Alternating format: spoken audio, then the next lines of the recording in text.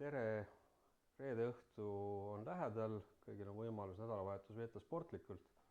Et me seda teadlikumalt teeksime, siis tänasel Magnumi Akadeemial on külas Kristo Tohver, kes on nüüd 3. kuud Eesti Olümpiakomitee sisuliselt tegevjuht, ametliku nimega peasekretär. Tere tulemast! Tervist, aitäh kutsumast! Ja kuulajatele, kuna me Kristoga oleme varem kokku puutunud hoopis teistes tegemistes, siis me sinatame, ärge pange pahaks. Aga hakatuseks vaatasin eile järgi, et Eesti on saanud läbi aegade kaasaegsetelt olümpiamängudelt natukene üle 80 medali. Pariisi olümpiamängudelt sellel suvel me medalit ei saanud. Kus seisus on Eesti sport praegu? Väga hea küsimus. Siuke lihtne on ju, millega pihta hakata.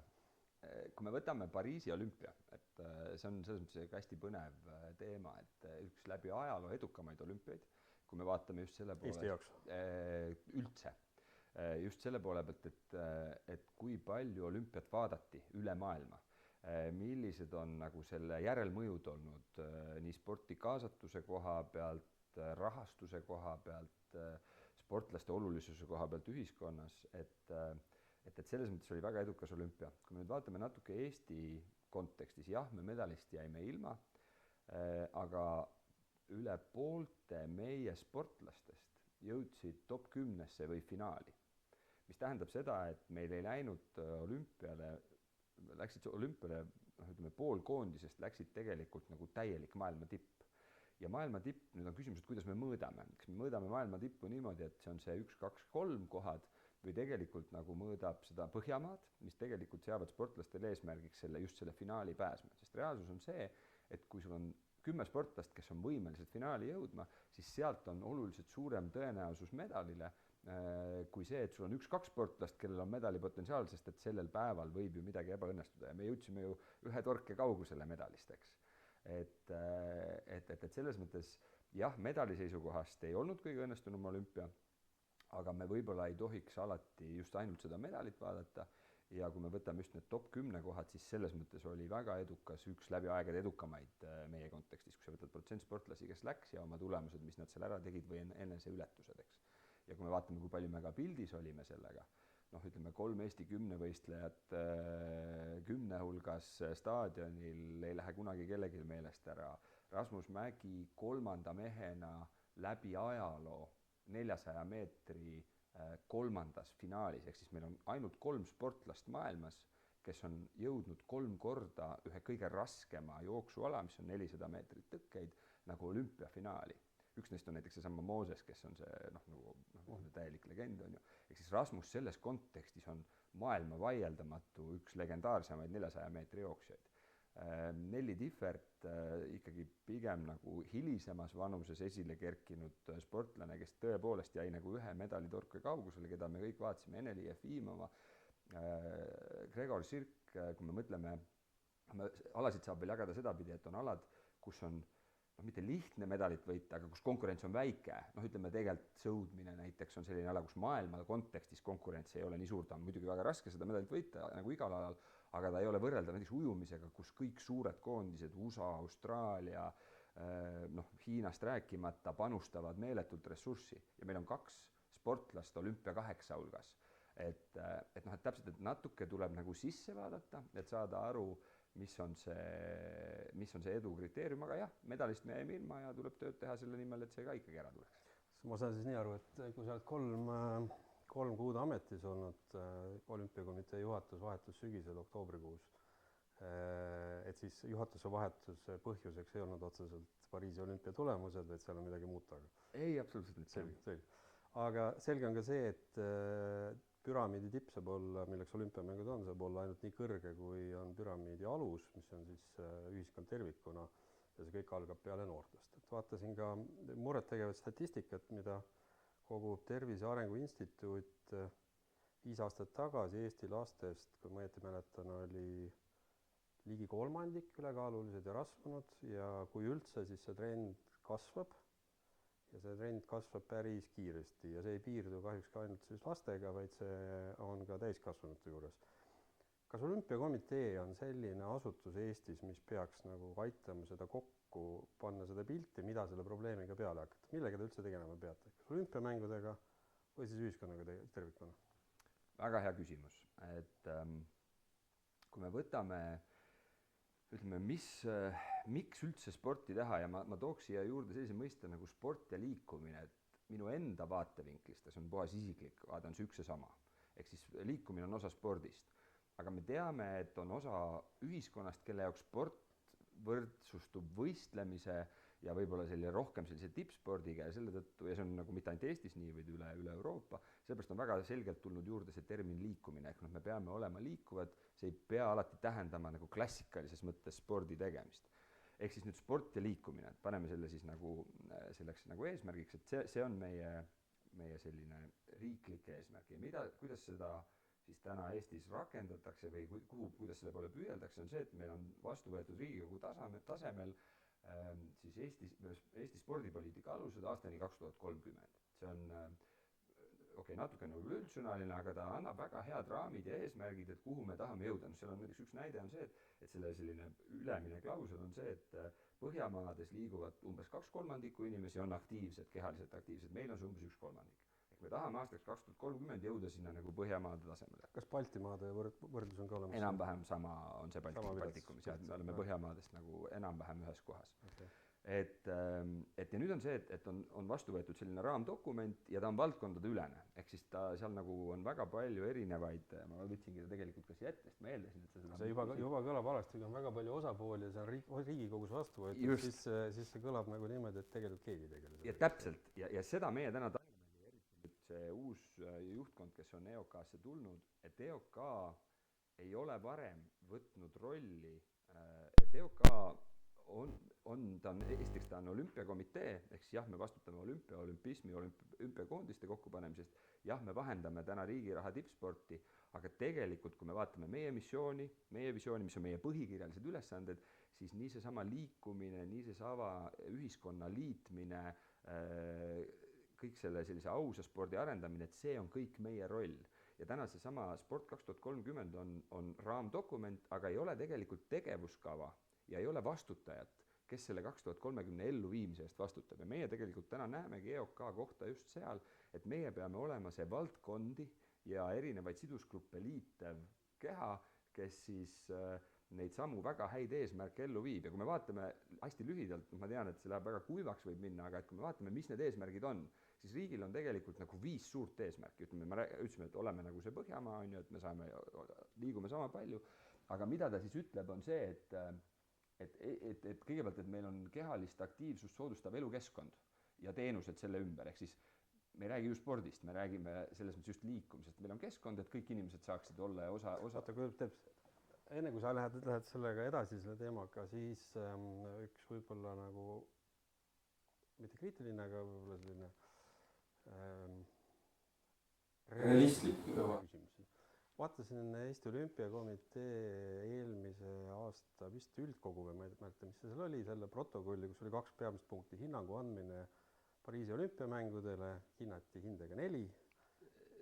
Jah, see oli esinduskogu, mida sa vaatasid. Jah, pluss eelarve kinnitamine. Eelarve suures plaanis on teil 15 miljonit, millest 8 läheb tippspordi. Mis tähendab seda, et jättes kõrvale ka teie enda kulud, siis kõige selle ülejäänuga tegelemiseks on teil suurusjärk 5 miljonit.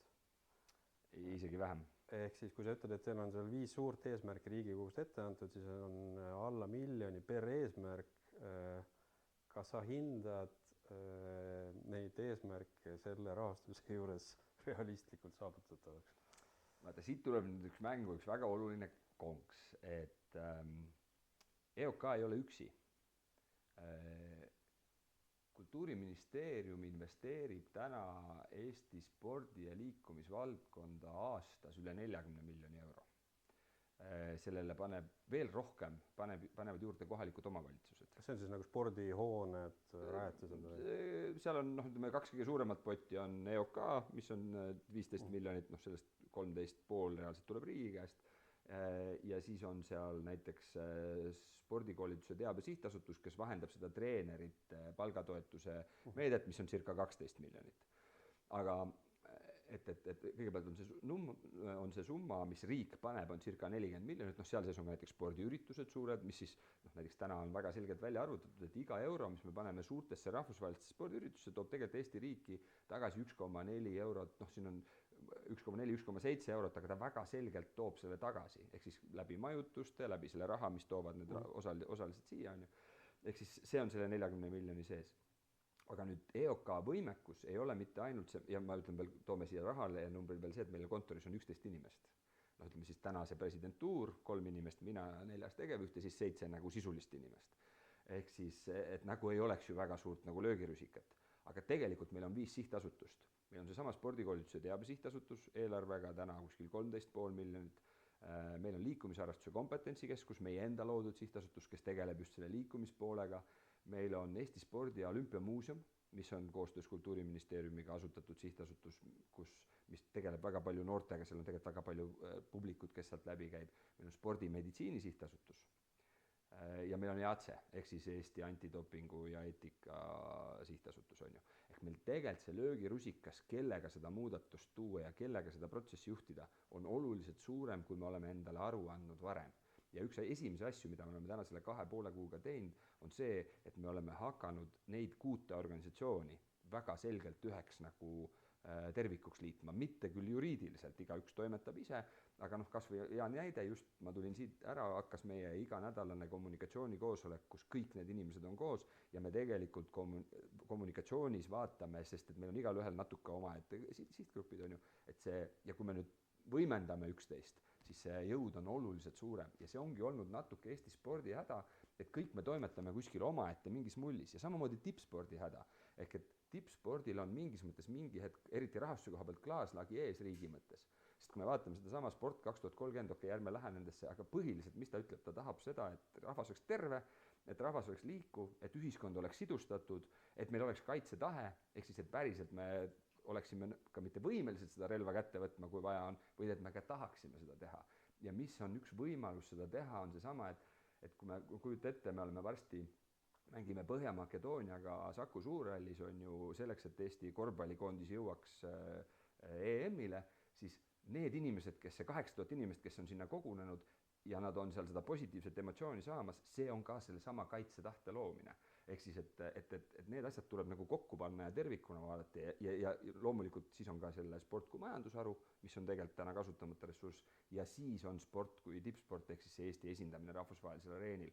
Ehk siis nagu neid hoobasid on meil tegelikult oluliselt rohkem, võib-olla kui me oleme julgenud siiamaani ära kasutada. Aga iga inimese jaoks hakkab see ju lapsepõlvest peale ja see tähendab seda, et hakkab kõigepealt peale kodus, siis ilmselt lasteaias, siis koolist ja kui edasi võib-olla kõrgkoolist ja siis võib-olla ülejäänud elu. Eesti Olümpiakomitee avalikus ruumis, kas te saate minna näiteks Haridusministeeriumi ukse taha, lüüa jalaga see lahti ja öelda, et meil on aastaks 2030 selline programm, aga me vaatame, et teie kooliprogrammis, see, mis te lasteaedades teete, on nagu tõsine jama, midagi, või siis see, mida te teete, võib tahate teha, on väga hea, aga statistika näitab seda, et lapsed lähevad järjest paksemaks. Mis on teie reaalne nagu mandaat või võimekus minna nendesse kohtadesse, kus selliseid alusotsuseid tehakse, olgu selleks siis Haridusministeerium või mõni teine koht? Kas te saate seda teha? Jaa, saame küll. Ja siin tuleb jällegi mängu seesama liikumisharrastuse kompetentsikeskus, mis loodi nüüd täna 2 aastat tagasi sisuliselt, kes on täna loonud just liikumise kontekstis, loonud liikumise ütleme siis tegevuskava, mis on ka valdkondadühene, seal oli kaasas algsest peale sisuliselt Kultuuriministeerium, HTM ja Sotsiaalministeerium. Täna on sellega liitumas ka Kaitseministeerium, väga selgelt oma huvidest lähtuvalt. Just istusin eelmine nädal sellesama ja see on tegelikult täna töögrupp, seal on ka Tai, seal on veel erinevaid osapooli koos ja me tegelikult kõik koos täna murrame pead ja valutame südant selle eest, et kuidas meie noored liikuma saada.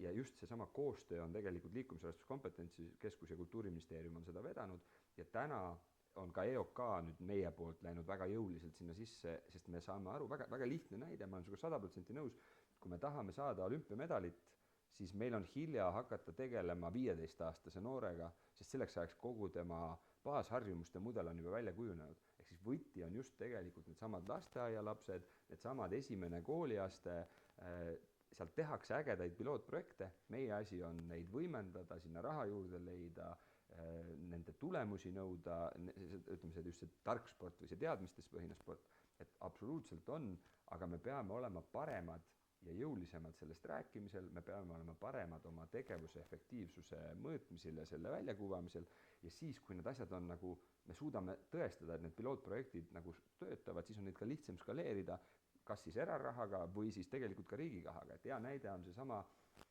just tegi see meie spordikoolituse teabe sihtasutus, tegi kooli, kõikide Eesti koolide sporditaristu kaardistus 2024 aastal. Selle tulemus oli see, et spordikoolidel on väga selge puudus sportimisvahenditest. Eks saalid on olemas, õpetajad on olemas, lapsed on ka olemas, aga ei ole reketeid ja palle. Sisuliselt on. Kehaline kasvatus on ikka veel? No ta on teise nimega, nüüd tal on liikumisõpetus, aga jah, põhimõtteliselt see kehalise kasvatus on sinna nagu sisse integreeritud. Ja täna, mis selle tulemus oli, Haridus-Teadusministeerium pani 3 miljonit kõikidele Eesti koolidele, et nad saaksid neid vahendeid endale nagu hankida. Täpselt sarnast uuringut hakkame tegema lasteaedade koha pealt nüüd sellel aastal ja ütleme väga oluline ka seesama kehalise kasvatuse teema, et jah, on just ju muudetud õppekava, on uus õppekava, nüüd tuleb vaadata, kuidas ta toimib. Meie samal ajal tegutseme sellega, et näiteks me saaksime neid liikumisainetunde koolidesse juurde, täpselt samamoodi selles samas suures seltskonnas. Selle koha peal saavad ka õpetajad kohe ütleme nurisema, sellepärast, et nad on juba niigi ülekoormatud ja iga valdkonna inimesed tahavad saada enda tunde nagu rohkem õppekavasse, siis nad rohkem ei mahu. Kas sa arvad, et see on realistlik? Vot seal ongi, et seal on väga erinevaid meetmeid, et üks on näiteks see liikuma kutsuv kool, mida siis Tartu Ülikooli liikumislabor veab, et me suudaksime lapsed liikuma saada ka vahetundides, et me suudaksime liikuma nad saada ka tundides, et koolid on erinevad, kuidas nad seda seal rakendavad. Teine on see, et me võime ju õpetada ükskõik mis ainet, matemaatikat, eesti keelt, mis on kõik väga olulised ained, aga kui meil lõpuks on lapsed haiged, meie tervena elatud eluiga lüheneb, kui me ei suuda ühiskonnana täita neid eesmärke, mis me oleme endale seadnud, on see siis kaitsetahtelt koha pealt või ka lõpuks on see ka tegelikult väga selge majanduslik mõõde, mida haigem on sinu rahvas, seda kehvem tööjõud nad on. Ja see on ju riigile oluline. Ehk siis täna ma ei saa öelda, et see on nagu kohe-kohe muutumas, aga täna vähemalt need inimesed istuvad koos ja vaidlevad selle üle, et kas see on võimalik, kuidas see on võimalik. Ja meie oleme täna võtnud endale väga selgelt selle kohustus, et me peame seda eest vedama. Et siis. Aga mis on üldse juurpõhjus, kui me räägime laste kehvenevast tervislikust seisundist? Kas juurpõhjus on toitumine, kas juurpõhjus on mingi sotsiaalne kihistumine, et vanemad lihtsalt ei saa neid panna trennidesse või ringidesse? Kas see on mingi tehnoloogia peale tulek, kas see on üldine vanemate teadmatus või oskamatus asjaga tegeleda, mis on juurpõhjus? Neid põhjuseid on tegelikult nagu mitmeid, et väga raske on täna öelda, et see on kõige tähtsam, aga kõik need samad asjad, mida sa mainisid, on tegelikult nagu olulised. Et esiteks on üks väga selge teema on see, et meie ühiskonnas me oleme jõudnud sinna, kus meie lapsed ei käi jala. Ehk siis me viime neid tegelikult nagu autoga uksest ukseni ja siis me nagu eeldame, et nad saavad oma liikumise kätte siis läbi nende trennide või nagu kehalise kasvatuse tundide või siis liikumisõpetustundide. Aga reaalsus on see, et kui sa mõõdad näiteks seda 40-minutist tundi või isegi tegelikult seda 1,5 tunnist trenni, mis ta kohati on, ta ei pruugi saada sealt seda 1 tundi päevas, mis ta võiks liikuda. Et ka näiteks jalgpallitrenn võib olla see, et tema sellist vajalikku aktiivsust oli just üks uuring, mis mõõtis, et see oli seal kohati, mis ei olnud jalgpalli kohta, aga et nendes tavatrennides, et need liikumised on seal võib-olla 35 minutit on sellest nagu seda aktiivset liikumist, ülejäänu on lihtsalt molutamine, on ju. Ehk siis, et üks on see, et meie lapsed tegelikult ei liigu piisavalt, nad ei kõnni piisavalt. Loomulikult seal on seotud kogu see tehnoloogia pool, väga palju on seotud ka ühiskonna enda selline, et täpselt mida meie vanemad meile ette näitavad. Me näeme ja väga selgelt ka sotsiaalne kihistumine. Kui me võtame täna hästi lihtne statistika, kui me vaatame täna neid lapsi, kes ütlevad, et lapse hinnata oli see, kas minu perekonna majanduslik või see tase on nagu halb, keskmine või hea. Laps sai ise nagu hinnata. Ja nüüd, ja siis kui vaadati, et seda siis korreleeriti sellega, et kui palju need lapsed trennides käivad, siis need, kes hindasid oma pere majandusliku seisukorda heaks, nendest on 11–15 aastases valimis trennides 73% lastest. Samas grupis need, kes hindasid seda halvaks, on trennides 43 või 5 või 40 midagi protsenti, ma peast ei mäleta enam. ehk siis peaaegu 30% vahe. Väga selgelt sotsiaalne mõju just ja majandusliku küsimuse mõju, ja nüüd on küsimus, kuidas me täna riigina suudame leida lahendusi, et nendel lastel, kes nagu tahaksid trennis käia, aga ei ole seda võib-olla võimalust, me saaksime seda teha. KOV-id saaksid seda täna teha, aga pearahasüsteemid pärinevad ka mingisugusest eelmisest ajast, võib-olla peaks neid natuke reformima. Kes selle eest seisma peaks, tegelikult lõpuks on see KOV-i otsus, aga meie peame neid nügima, et nad ja tõestama neile, et need on olulised meetmed, mis aitaksid meie üldist nagu eesmärki täita. Kui palju üldse protsentuaalselt lastest käivad mingil moel, mingil kujul trennis kord nädalas vähemalt korra? Need ongi need samad näitajad, et nad, mis on, ütleme, kuni 11 aastani on see tegelikult number päris okei. Ma peaks selle numbri nüüd täpselt välja võtma, aga ta on põhimõtteliselt nii, et kuni 11 aastani, päris protsent on natuke meelest ära läinud, aga ta oli äkki seal isegi kuskil, tegelikult las ma vaatan selle järgi, siis ma ei ütle sulle jama. Ühesõnaga,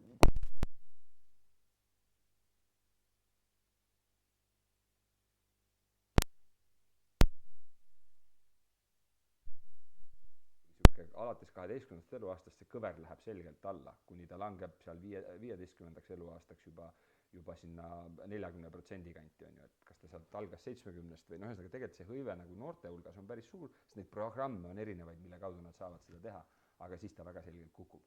Et jah, et selles mõttes see on ka üks meie väga selge nagu küsimus, et okei, miks me täna näeme seda nii suurt ärakukkumist seal.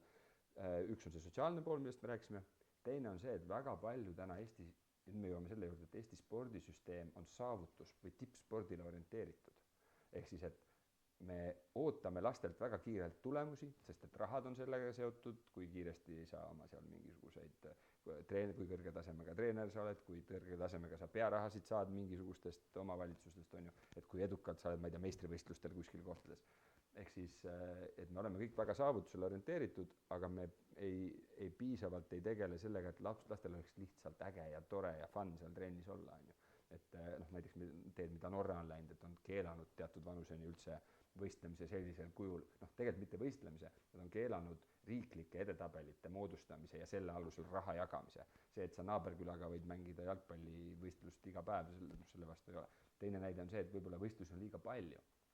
Mina jalgpallilapsevanana tean, et täna tütar on 15 ja on ka noortekoondislane, aga kui ta seal, ta on jalgpalli mänginud 5. eluaastast peale ja umbes 10, kui ta oli 11, siis põhimõtteliselt meie suvi käib tema rütmis, ehk siis alates kuskil aprillist kuni oktoobrini me teame, et nädalavahetusi tal on võistlus. Võib-olla neid on liiga palju, on ju. Et see on ka üks näide, et võib-olla kõik ei taha seda.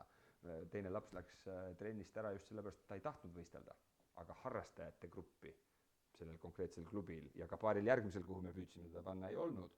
Kõik on suunatud sellele, et me peame Eesti meistrivõistlustel väljas olema.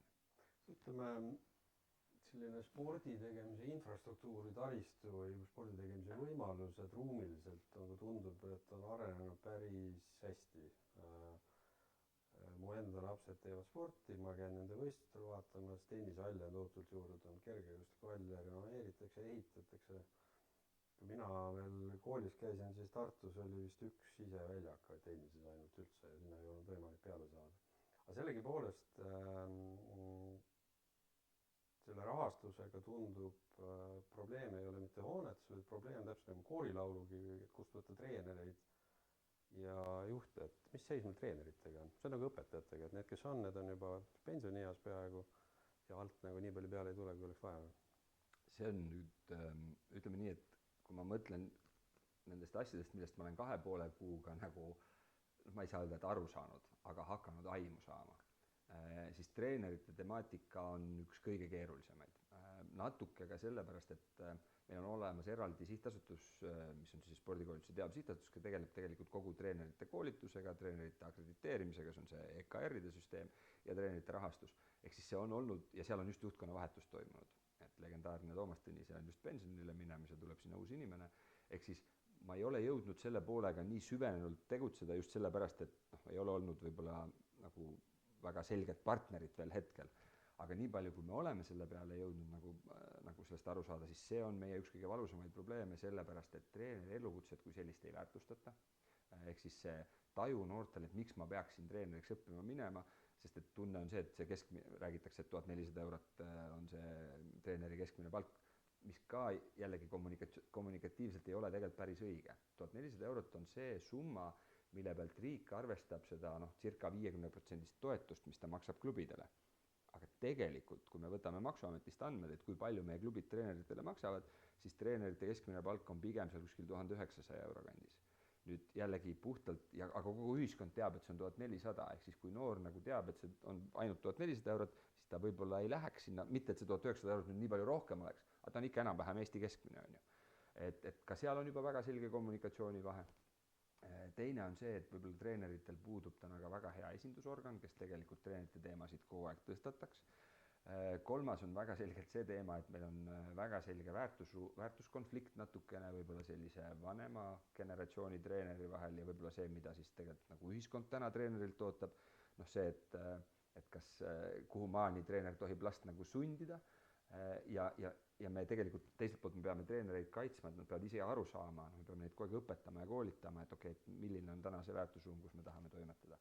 Seal on see teema, et kui täna keegi tuleb näiteks olümpiavõitjaks või MM-i võidab, siis seda väärtustatakse seda treenerit, kes tal on sellel hetkel, aga võib-olla need varasemad treenerid on kuidagi nagu tähelepanu alt väljas, kes on võib-olla pannud aluse selleks, on ju. Väga suur probleem on täna see, et räägib meie pallimängualadega korvpallis näiteks, neil ei ole saali treenereid panna, ehk neil on nii suur puudus, ehk siis tegelikult me ei saa üldse rääkida mingitest litsentsidest, et sul on nüüd vaja veel teha, ma ei tea, EKR3, mis ei ole küll väga palju, 60 tundi aineid, on ju, aga need ei toimu igapäevaselt, need toimuvad ainult teatud etappidel aastas, et kuidas me loome teekonna inimestele üldse treeneriks saamiseks, et neid nagu treeneriga seotud temaatikat on väga palju, mis tuleb teha paremaks, mul ei ole täna sulle kohe mingit nagu kuldvitsa anda, aga jällegi, et me näeme, et see on teema, mis tuleb tõsta fookusesse, millele tuleb väga palju mõelda, sest sealt hakkab kõik pihta. Treenerid tulevad meil Tartu ja Tallinna Ülikooli kehakultuuri teaduskondadest, on ju? No seal on niimoodi, et nad võtavad vastu, meil on treenereid on täna kuskil 4500 akrediteeritud treenerit, lisaks on meil circa 1000 inimest, kes on nagu aktiivselt juhendavad, kes ei oma veel seda litsentsi, on ju, need samad korvpalli nagu näited. Aga ehk siis meil on see treenerite hulk on seal kuskil a la 5-6000 inimest, aga reaalselt ülikoolidest tuleb 50 inimest aastas. Ehk me need ülikoolid ei jõua mitte kunagi hakata ära täitma seda tellimust, mis meil tegelikult treenerite järgi vaja on. Aga kui palju neist jääb 50, kes aastas välja tulevad diplomiga, kui palju neist nagu valdkonda jäävad ja kui kauaks need jäävad? Ma ei ole seda statistikat vaadanud, aga nii palju, kui ma olen täna kohtunud näiteks Tartu Ülikooliga ja ka Kristjan Pordiga, siis ma saan aru, et ikkagi otseselt ei ole see probleem, et nad ei jääks. Probleem on pigem selles, et see või nad lähevad teadusesse, väga ülikool on ju, loob ka teadlasi, on ju, et seal on mõned, kes lähevadki võib-olla sinna teaduse poole peale. Ja jällegi osad neist liiguvad, minu arust kas Tartu Ülikool ütles, et sellest 50 circa 15 profileerub eratreeneriks, mis on siis see jõusaali ja ütleme niisugune nagu era- ja fitness-treener, mis võib-olla nagu suure spordisüsteemi mõttes on natuke nagu kadunud. Ta ei ole kadunud, ta on jõusaalis olemas, on ju, aga ta võib-olla ei lähe sul nagu klubi juurde tennist või kergejõustikku või midagi sellist õpetama, eks. Ehk siis see võti treenerite puudusele ei saa tulla läbi ülikoolide. Seal ei ole lihtsalt sellist nagu mastaapi ei ole võimalik tekitada. See peab tulema läbi, täna veel üks huvitav statistika, meie treeneritest circa 25% on ainult täiskohaga. Ülejäänud teevad seda mingi teise töö kõrvalt, on nad siis kehalise kasvatuse õpetajad või siis liikumisõpetajad või endised mingid sportlased, kes teevad mingit muud tööd või lapsevanemad. Me peaksime, ja Põhjamaades, kui me vaatame, siis tegelikult lapsevanemad ongi teatud vanuseni need treenerid, kuidas me saaksime luua süsteemi, et lapsevanemad teaksid, oleks see pedagoogiline põhi oma olemas, oleks see treeneri kaitse olemas, et ta teab, mida ta ei tohi teha. Jällegi hea näide, et kui ma kolisin 2005 aastat Inglismaale, siis ma olen kohtunik, jalgpallikohtunik. Ennem ma ei saanud vilistada, kui ma olin tehtud 2 asja. Politsei tšekk mulle ja ma olin läbinud kursuse, kuidas vältida riski, ütleme siis iseenda poolt riskantset käitumist, et keegi ei saaks mind süüdistada laste kuidagipidi ahistamises. See oli täiesti omaette koolitus, mis ma pidin elektroonselt läbima, testid tegin, on ju, see võttis 3 kuud aega, siis ma sain alles vilistama hakata, et noh, sama asi, et noh, 3 kuud on selgelt liiga pikk, aasta oli ka 2005 siis, aga võib-olla meil oleks võimalik luua mingi nädalane või 2 mingi e-õpe, et kõik, kes tahavad alguses treeniks hakata, kõigepealt peavad selle läbima, ta kaitseb iseennast, me kaitseme neid lapsi, kes on saalis, saab mingi baasi ja nüüd tal näiteks aasta jooksul on kohustus teha ära see EKR3, on ju. Et noh, veel kord, et ma praegu siin juba lähen väga konkreetselt detaili, aga neid võimalusi laual on nagu erinevaid, mida tuleb kaaluda, et seda probleemi lahendada. Sa mainisid, et enne meie jutuajamist, et poisid ja nüüd siis ka osaliselt tüdrukud, kes satuvad kaitseväkke, peavad kõigepealt läbi tegema NATO baastesti, mis on kätekõverdused, jooksmine ja kõhulihased.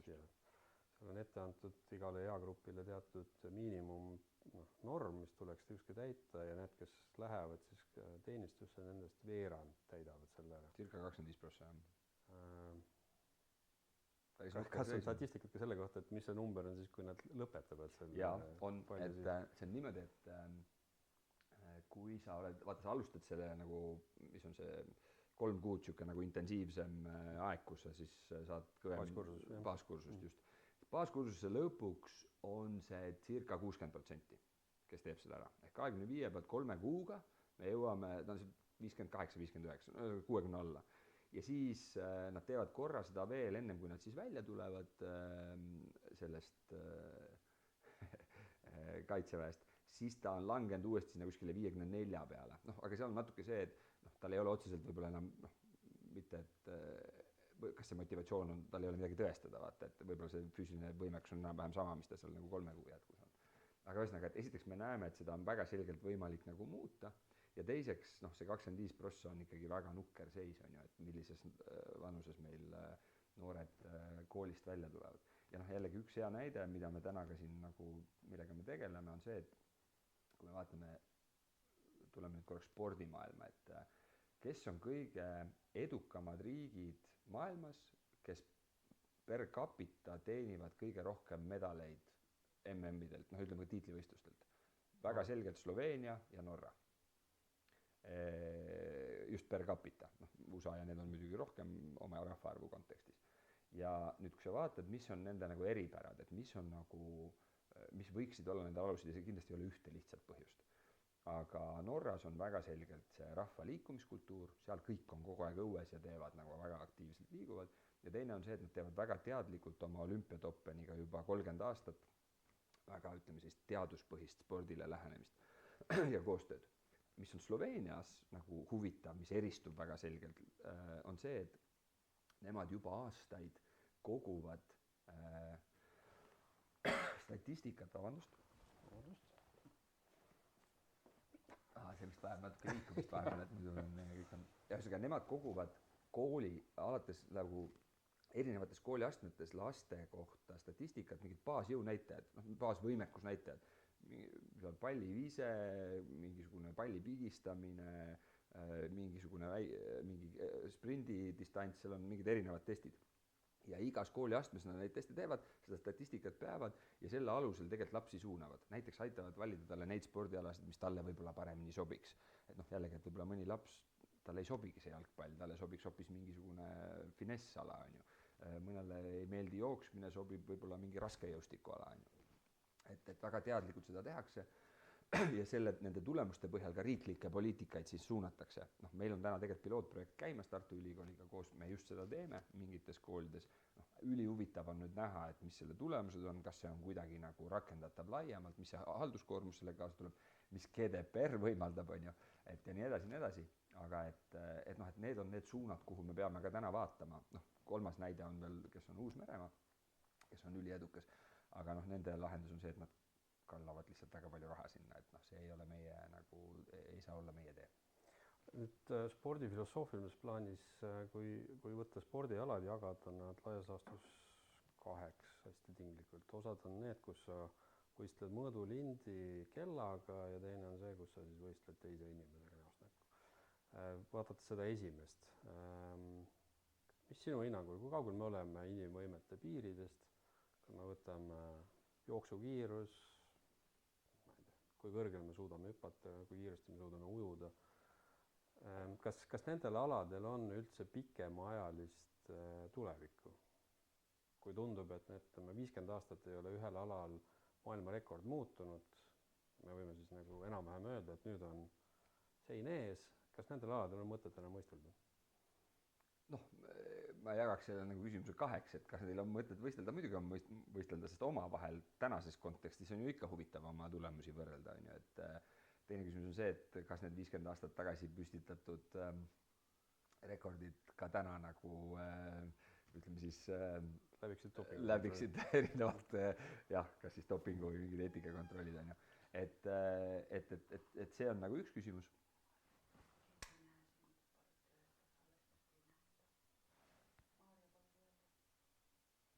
Pilti ei ole.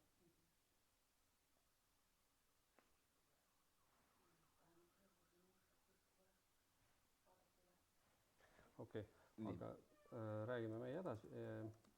Jaa. Et sa arvad, et ei ole põhjust lõpetada võistlemist, kui tulemused ei parane, vaid sa lõpuks võistled ikkagi inimese vastu? See on nagu üks pool ja teine pool on see, et miks me arvame, et tulemused ei parane, ehk siis, et me saame ju kogu aeg targemaks oma füsioloogia seisukoha pealt. Mina ei usu, et ma arvan, et inimvõimete piirid ei tule kunagi ette, sellepärast et me oleme ise ju kogu aeg ka rassina nagu arengus. Ehk siis me oleme täna pikemad, kui me olime 50 aastat tagasi keskmiselt. Selles mõttes, et me kogu aeg nagu areneme edasi, et ma nagu väga seda aga see ei ole minu valdkond, nii et ma jumala pärast ei taha siin mingeid ma see on lihtsalt puhas nagu isiklik uskumus, et ma arvan, et see piir ei tule sisuliselt kunagi ette. Aga kus sa näed kõige suuremat nagu võimalust või kõige suuremat potentsiaali tulemusi parandada, et kas seal on mingisugune statistiline andmetöötlus, mille pealt sa hakkad nagu treeningprotsessi muutma, kas seal on mingid tehnoloogilised treeningu võimalused või siis ka ütleme varustuse areng, kas seal on mingid toitumis, mis on see koht, kus sa näed, kus oleks kõige rohkem võimalik veel nagu inimvõimete piire liigutada? Siin tuleks jällegi kindlasti peaks olema keegi targem inimesele vastama kui mina, aga ma võin väga lihtsa näite jälle tuua, et Rasmus Mägi, kellest me samamoodi ennem just rääkisime, eks, et 3 olümpiafinaalis osalenud mees, täielik legend. Tema ütleb täna seda, et kui tema saaks nagu ühe konkreetse jõumasina, on ju, et täpselt tema jaoks ajalike nagu mingisuguste elementide lihvimiseks, siis see juba nagu tekitaks nagu hüppe. Et veel kord, mul on väga raske sellel teemal nagu head vastust anda, sest ma ei ole siin ekspert, et on kindlasti väga palju targemaid inimesi. Aga ma näen nagu seda potentsiaali ja väga palju potentsiaali on ka näiteks aladevahelises nagu koostöös, et mingites alades mingite asjadega võib-olla ollakse jõudnud juba väga palju kaugemale ja kui seda infot nüüd omavahel jagada, siis võib-olla olemasoleva põhjal mingeid uusi nagu loogikaid arendada.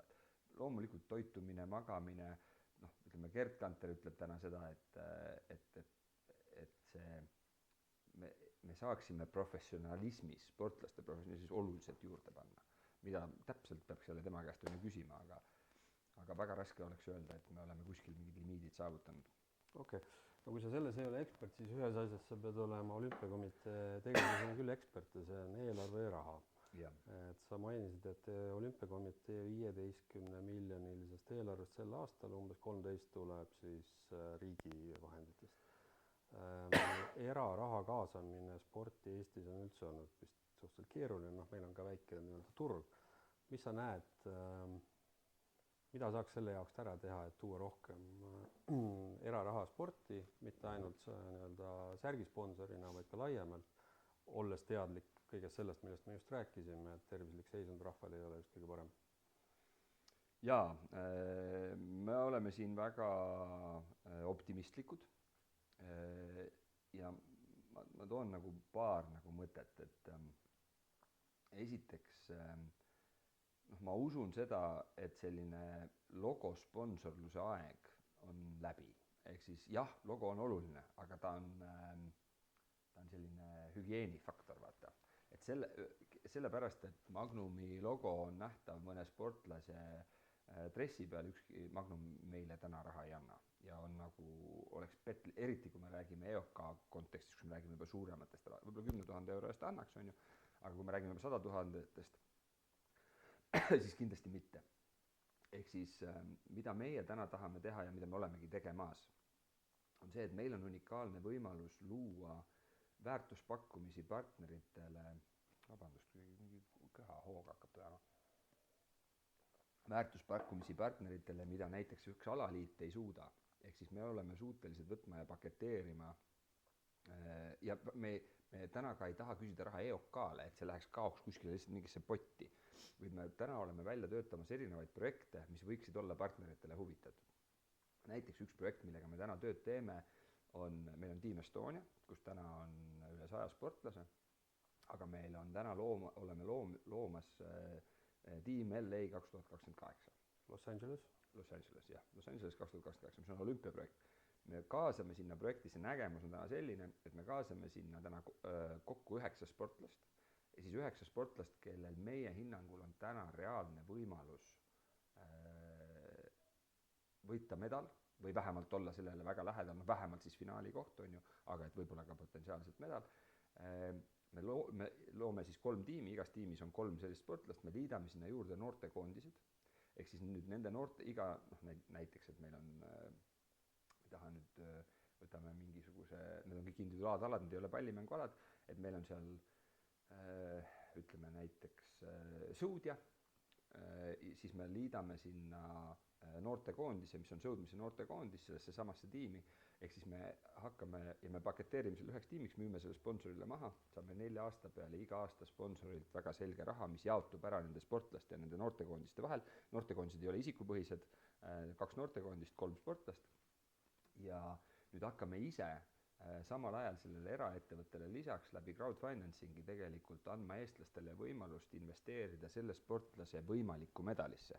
Ehk sina, Martin, saaksid osta selle meie võimaliku sõudja, keda me usume, et 2028 tuleb medalile, tema nagu medalist tegelikult tüki.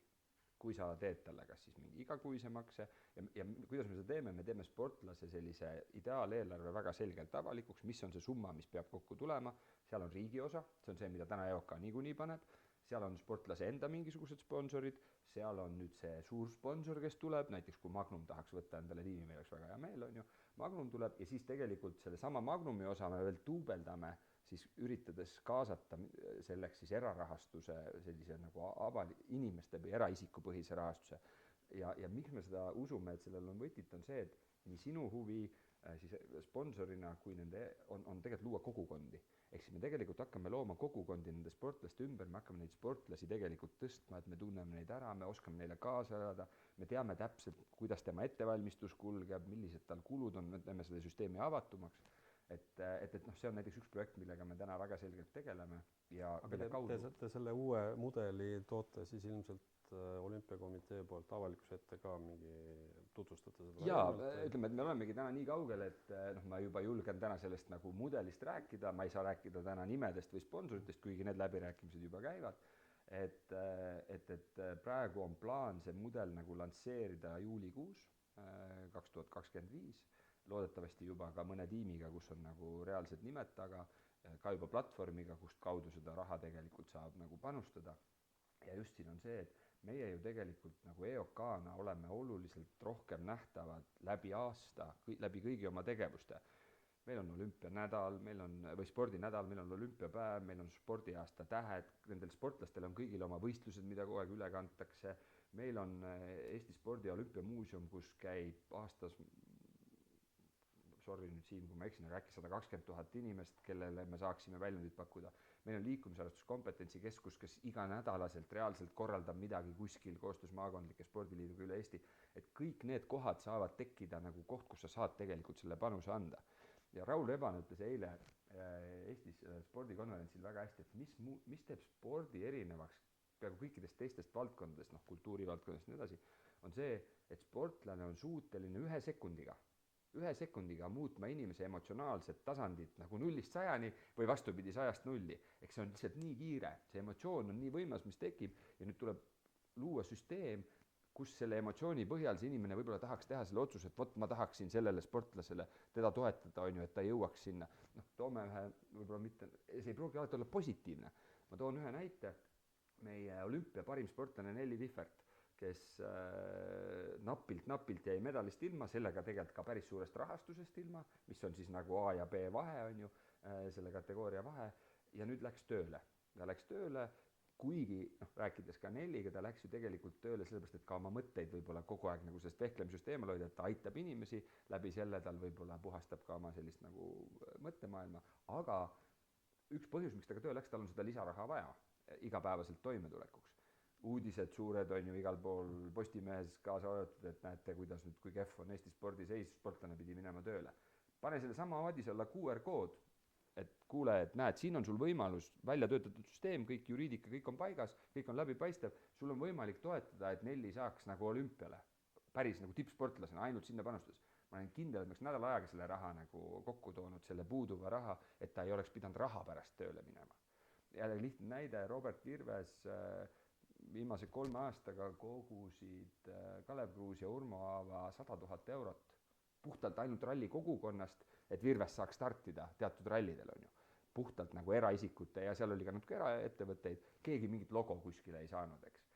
Ehk siis sport on emotsionaalne, me tahame olla sellega seotud ja me täna ei ole andnud isegi võimalust inimestel tegelikult sinna nagu panustada.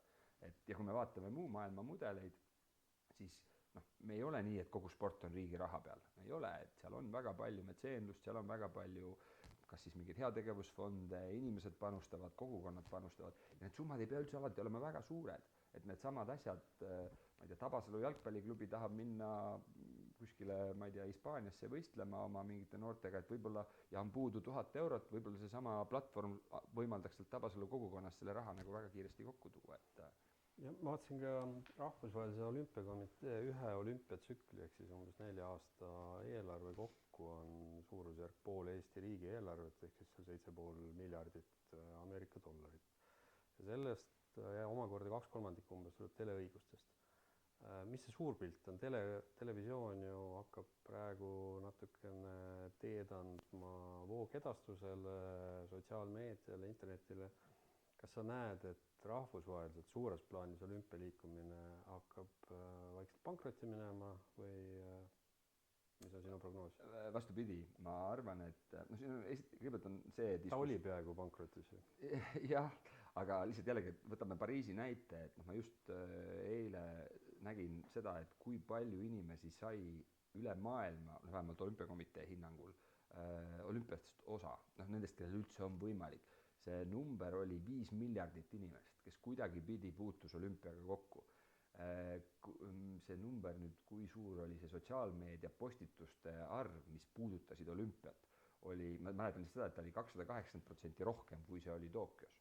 Ehk siis koheselt, kui tekivad need uued nagu platvormid, mille kaudu seda infot edastatakse, see info tegelikult jõuab nagu suurema ringini.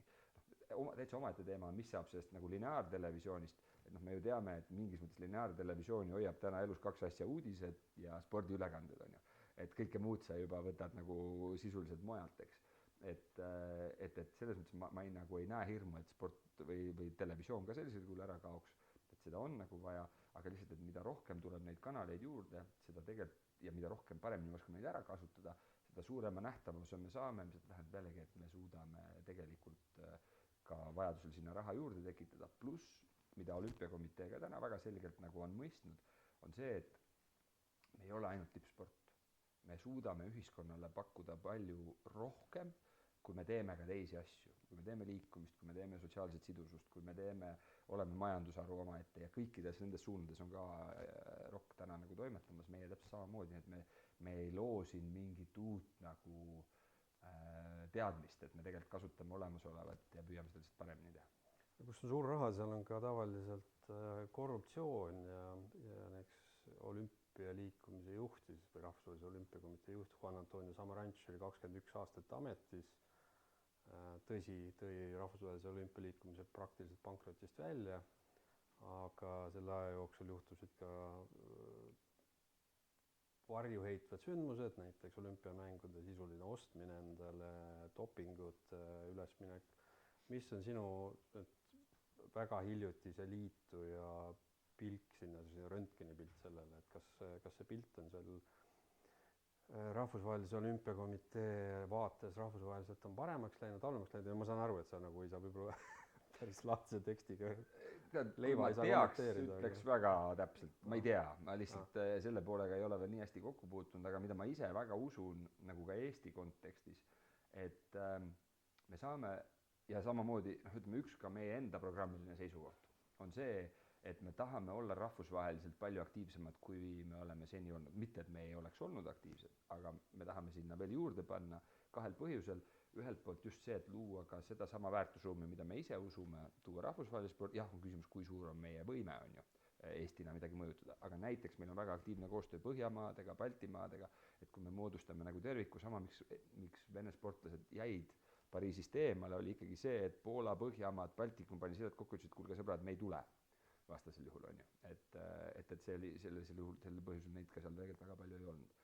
Ehk siis meil ikkagi mingisugune jõud on mõjutada ka seda, kuidas ROK ja EOC, mis on siis Euroopa Olümpiakomiteede ühendus, toimivad. Aga teiselt poolt me saame ikkagi nagu muuta iseennast ja iseendast lähtuvalt ja eeskujust lähtuvalt, mis tähendab, et meie tegemised peavad olema väga läbipaistvad, avatud, kuni sinnamaani, et minu ideaalnägemuse küsimus on, kas see toimub, kui kiiresti me sinna jõuame, aga et kui sina tahad täna kaaluda näiteks, et kas sa tahaksid panustada sellesse Team LA-sse ja sa tahad nagu rohkem aru saada, kuidas see kogu rahasüsteem käib, et sa tegelikult lähed EOK lehele, vajutad 1 kliki ja sa näed tegelikult meie eelarvet, meie eelarve täitmist, kuhu see raha kulub, eks see ei ole mingisugune nagu suletud süsteem kuskil, vaid see on tegelikult, sest me kasutame avalikku raha väga paljuski, on ju. Et see on tegelikult läbipaistev, mingisugustele väga selgetele loogikate üles ehitatud, võib-olla ma olen siin nats sinisilmne, on ju, aga ma seal tohin veel praegu olla. Mina näen sellise läbi nagu väga selge avatuse, sest läbi selle avatuse me suudame ka kaasatust tõsta, et see on nagu võti, kuhu suunas liikuda. Doping. Kas on mingit lootust, et dopingukütid jõuavad kunagi, mööda nad ei lähe kunagi ilmselt dopingupanijatest, aga vähemalt nagu nii palju jälgedele, kuumadele jälgedele, et see oluliselt spordis kahaneks? Vaata, dopingu koha pealt on nüüd see küsimus, et siin on jällegi 2 nagu teemat, et üks on see, et pätid on alati tagajajatest sammu võrra ees ja ma ei usu, et see kunagi nagu muutub, on ju. Et alati sa mõtled mingi uue viisi välja, kuidas petta ja siis mõeldakse välja, kuidas seda kontrollida. Et ja seal, kus on suur raha, väga selgelt on ka nagu petmist, eks. Aga kui me tegelikult vaatame seda suurt, kui me vaatame nagu olümpiaprogrammi, siis suur raha on ikkagi väga vähestes alades. Enamus alad ja enamus meie sportlased on väga kaugel suurest rahast. Nad elavad kohati alla Eesti keskmiste sissetulekute, ennast ohverdavalt ja tippsport, ja kui me räägime tervisest ja tippspordist, siis tippspordil tervisega ei ole mitte mingit pistmist, et tippsport on kohati väga tervisevaenulik tegevus, on ju. Küll ta võib innustada noori liikuma, mis aitab nagu tervist, aga ütleme, et me ei tohi tõmmata kuidagi sinna nagu paralleeli. Aga et selles mõttes nagu jah, sorry, et see on üks on see raha küsimus, ja teine on see, et las ma nüüd mõtlen, kuidas ma seda nagu ilusti ütlen, et tegelikult on väga palju on meie väärtusruumi põhine. Ehk siis, et kuidas me ühiskonnana aktsepteerime seda, et valemängurid on meie hulgas. Kui me nagu aktsepteerime seda, et nad on ja nad on ikka andnud ka väga palju Eesti riigile ja on toonud meile palju kuulsust, ja me kuidagi nagu üritame seda nagu kalevi alla peita, kas või tagantjärele, siis nii kaua ei muutu see ka ütleme siis see sportlaste võib-olla, ma ei taha öelda soov, sest on väga palju sportlasi, kes ei soovi, aga et kui me väärtusruum muutub selliseks, et see ei ole aktsepteeritav, siis ei ole see alati nagu küsimus enam selles raha hulgas, vaid see on see, et me oleme juba madalast üles kasvanud, et see ei ole okei. Täna Eesti ühiskond tegelikult seal ei ole. Me ei ütle täna, meil on küll väga selgelt, ajakirjandus ütleb väga selgelt, et ei, ja kui me vaatame nagu sellise tervikvaatena, siis me ei ütle täna, et 90% inimesi ütleb, et ei, dopingupatune on nagu tegelikult spordist eluks ajaks väljas. Olümpiamängudele on läbi aegade lisatud uusi alasid, sealt on ära kadunud alasid. Päris alguses olid seal vist paigalt kaugushüppe, lacrosse ja sellised asjad, mida enam ei ole. Ja järjest tuleb ka uusi peale, curling ja vahepeal oli vist vigur suusatamine ja nii edasi. Kuidas see protsess välja näeb? Kuidas seda otsustatakse? Näiteks miks tõstmine ja maadlus, mis on Eesti läbi aegadega tugevamad alad, veel on, kuigi maailmas nad ju tegelikult eriti populaarsed enam ei ole? Teed muudatusi ja jällegi siin ma väga selgelt lähenen oma sellisele kompetentsi piirile, mul ei ole veel seda nagu nii suurt oskust ja taju, aga ütleme, kui puhtalt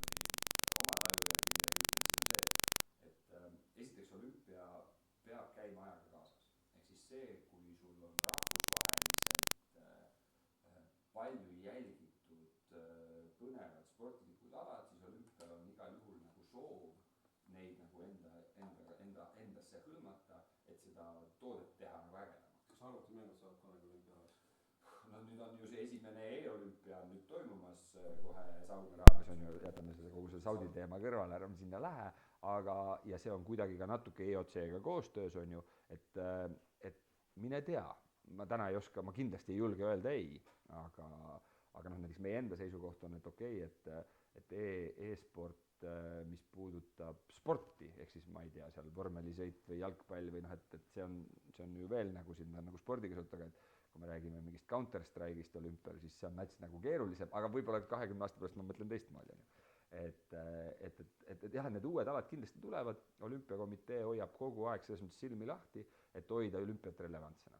Teiselt poolt mõned alad, mis kaotavad, kas ei oma piisavat nagu publikut või kuidagi kaovad üldse ühiskonnas nagu kaotavad olulisust, jah, võivad sealt välja kukkuda, aga teiselt poolt on väga selgelt mingid alad, mis on sellised väga tugevate traditsioonidega, mis hoiavad natuke seda olümpia sellist nagu ajalugu ja kultuuri alles ja noh, mina ütlen, maadlus on üks väga tüüp ja tõstmine on seda tüüpi alad ja tõstmine on osades maailmades väga populaarne, just käisin Bulgaarias vilistamas, neil on seal üks rahvuslegend tõstja ja noh, meil oli niimoodi, et meil oli õhtusöök enne siis seda suurt mängu, mida me vilistasime ja noh, kogu restoran vaatas seda, kuidas see Bulgaaria seal tõstja mingid maailmarekordit üritas, on ju, ja karjusid seal ja noh, et meie siin võib-olla ei ole nii tõstmislainel, aga nemad näed, seal on, et selles mõttes ja õnneks on ROK väga selgelt ikkagi hindab teatud neid vanu väärtusi ja hoiab neid alasid, mis ka võib-olla maadlus meie jaoks samamoodi väga väärikas ala ja tegelikult täna väga hästi endaga hakkama saab ala, on ka uued noored kihtid peale tulemas, on ju,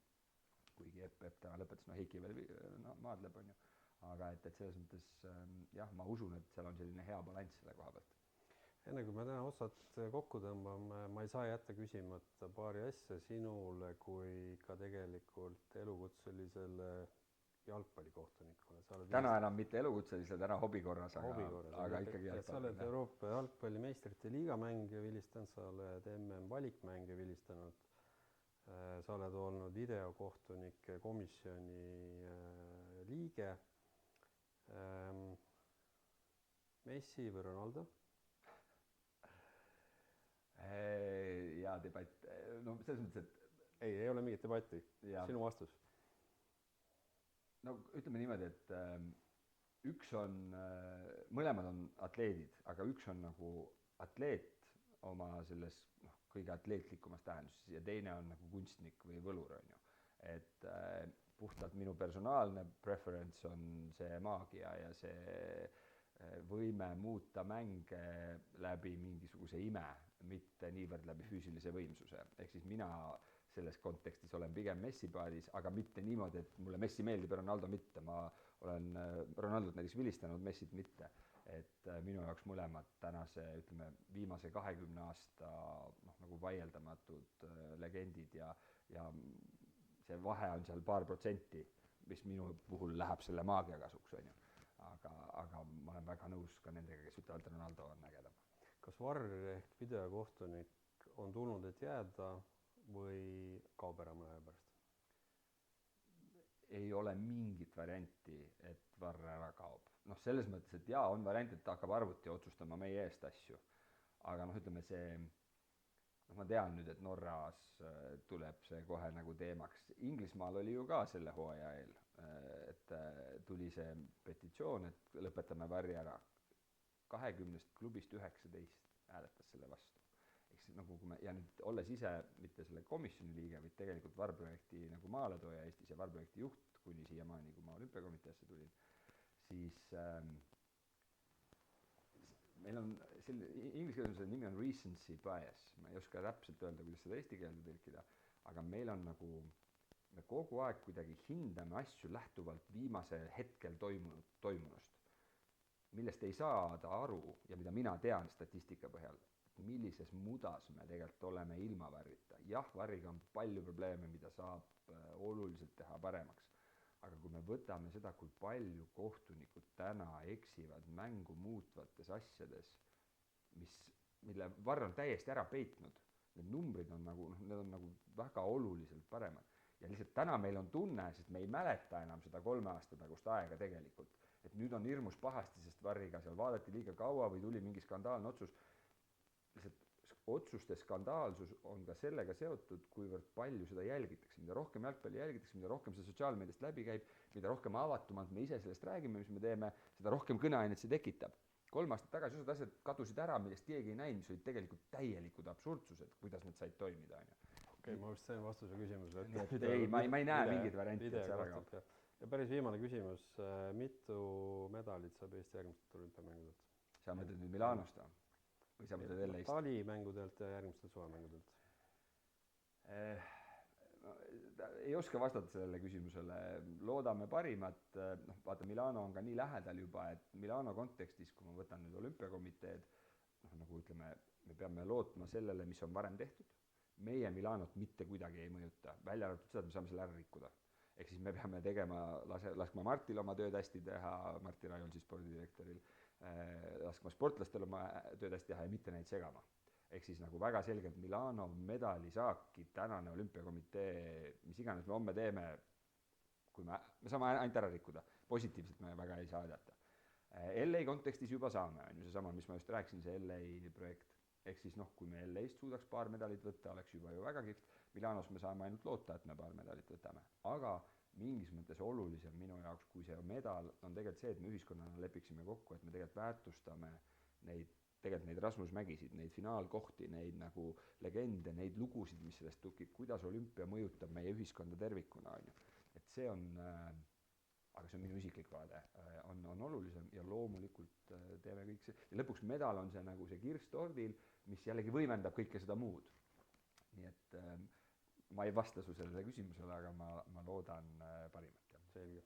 Aga meil on kõigil võimalus oma väike panus anda sellega, et nädalavahetusele minnes natuke ennast liigutada, öelda seda ka oma lastele. Aitäh, Kristo, tulemast ja edu Eesti koondisele. Aitäh!